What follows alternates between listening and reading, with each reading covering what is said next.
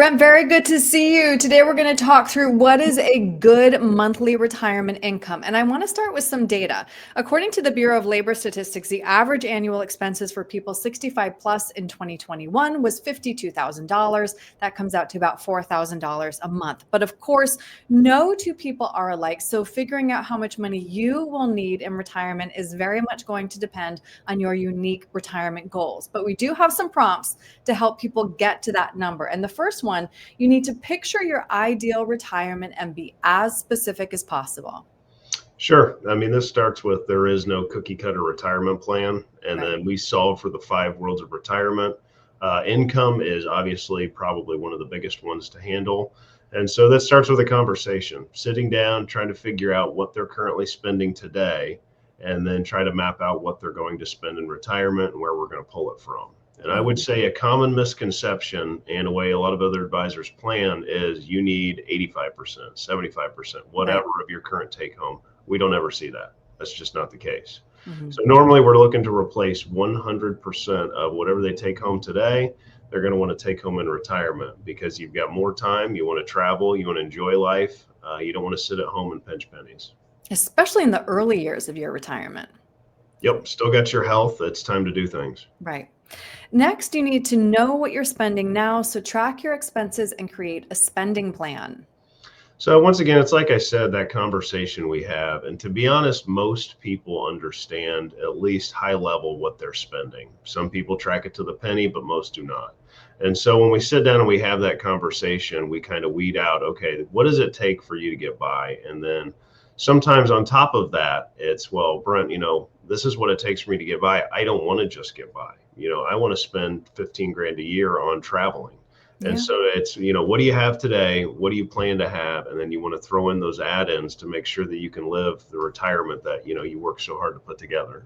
hmm You also need to account for common risk factors, including inflation, longevity, and changes to Social Security. Yep. So longevity, the first one we'll pick on. So it's just a very different conversation for different clients. I've had Yeah. some who at age 62, they're the oldest family member that, their family's ever seen. That's a different conversation than if I've got a client who's in their 60s and both parents are alive in their 90s. So it's one thing you have to sit down and address and plan for because you don't want somebody running out of money. I mean, that'd be horrible. And then inflation, it's obviously been a hot topic the last couple of years. That is always going to take a bite out of your spending. And so what you were taking home 2 years ago, if you took that home today, may not cover everything. We all experience that.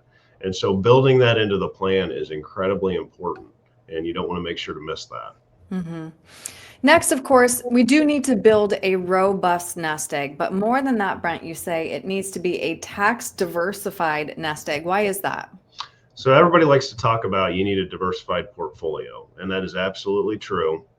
But in a perfect world, you also have a diversified, group of or buckets of money.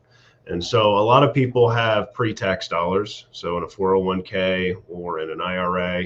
But in an ideal situation, there's also going to be some tax-free money, also known as Roth, and then that's going to give you some flexibility. And then lastly, even almost just as good as Roth is taxable accounts such as brokerage accounts. So this is going to give clients a ton of flexibility. And one of the major things that I see this comes out to be a huge benefit is if we're doing some kind of healthcare solve and we're talking ACA subsidies and things like that. Long story short, if you have those buckets of money, you have a ton of flexibility in how and when you retire. Right. And last, you need to determine if you want to leave anything behind. And working with a financial advisor can help you with legacy planning. Yeah, this is funny. I feel like most people have a very strong opinion. Some, they meet with us and they say, hey, there's nothing more than passing money on to the next generation. Brent and team, how can we do this in the most beneficial way to them? hmm And then I just met with a client 2 days ago. He said, Brent, I want to spend every penny and I want the check for my funeral to bounce. Yeah. And so once again, that's why you cannot have a cookie cutter plan. You've got to sit down and talk to your clients, find out what their desires are, and then create that plan that tries to maximize and give them the best retirement the way they see it. hmm Right. And so we circle back to the beginning, which is there is no one answer because your goals are different from everybody else's. But Brent, if somebody does want to figure out that number with you, what's the best way to reach you?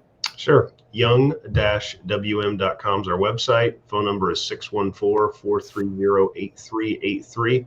Becca would love to throw you on one of our calendars. Great. Brent, thank you. Thank you.